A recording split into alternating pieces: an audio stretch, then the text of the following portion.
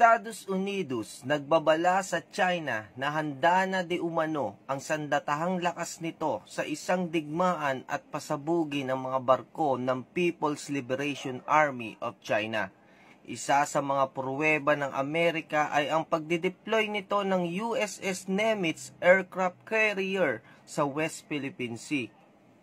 Ayon kay Christopher Sweeney, commander ng USS Nimitz Carrier Strike Group, na ang kanilang puwersa ay mananatili sa West Philippine Sea upang ipatupad ang batas na naayon sa international law, at ito rin daw ay magbibigay daan para sa malayang paglalayag at pagprotekta sa mga bansang kaalyado ng Estados Unidos katulad ng Pilipinas. Nanawagan rin ang naturing commander sa China na itigil at iwasan na ang paggawa ng hindi kanais-nais na aksyon na makapagdudulot lamang ng kaguluhan sa mga karatig bansa nito. Ito rin ang nagiging dahilan ngayon kung bakit hirap ang China na makapasok ang mga barkong pandigma nito at makapaglayag sa West Philippine Sea. Maraming close encounter na rin ang naganap sa pagitan ng China at USS Nimitz Strike Group habang sila ay nagsasagawa ng operasyon sa naturang karagatan.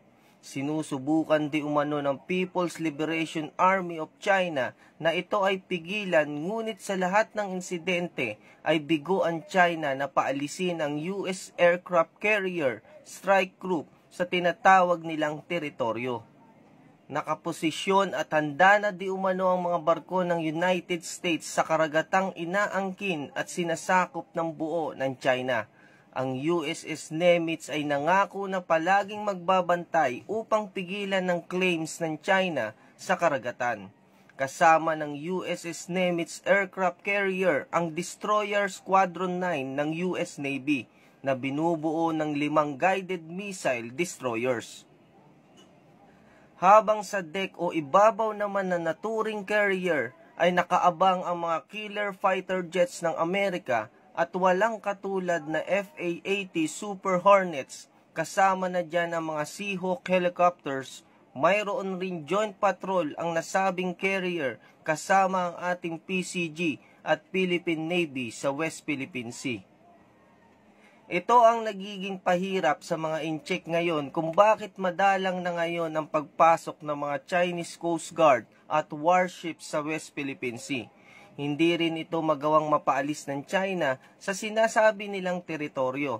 Sa 9-dash line claim kasi ng China ay sinasabi nila na sila ang may-ari ng buong karagatan sa West Philippine Sea. Kung gano'n naman pala ay bakit hindi nyo konfrontahin at pigilan ang nasabing US carrier sa inyong teritoryo? Sa lakas ng pinagsanib na puwersa ng fighter jets at warships ng US, ay siguradong magdadalawang isip ang kahit sino pang bansa na harangin ito, kahit pa ang Chinese Navy. Ayon pa sa ulat, ito na ang pinakamalaking military build-up at joint patrol sa Indo-Pacific region, at ito rin ang kinakatakutan ng China, ang mabuo ang depensa sa First Island Chain, kung saan makukontrol ng puwersa ng US at Pilipinas ang China. Lalo sa panahon ng digmaan kung saan ang Philippine waters ang pinakaligtas at natatanging daan ng China upang ito ay makapanakop ng mga bansa katulad ng Taiwan. Ano sa palagay nyo mga ka-RC ang matapang na babala at matinding pagbabantay na ginagawa ng United States of America laban sa China? Huwag nyo kalimutan i-comment yan sa baba para ito ay ating mapag-usapan. Hanggang sa muli, God always be with us. See you.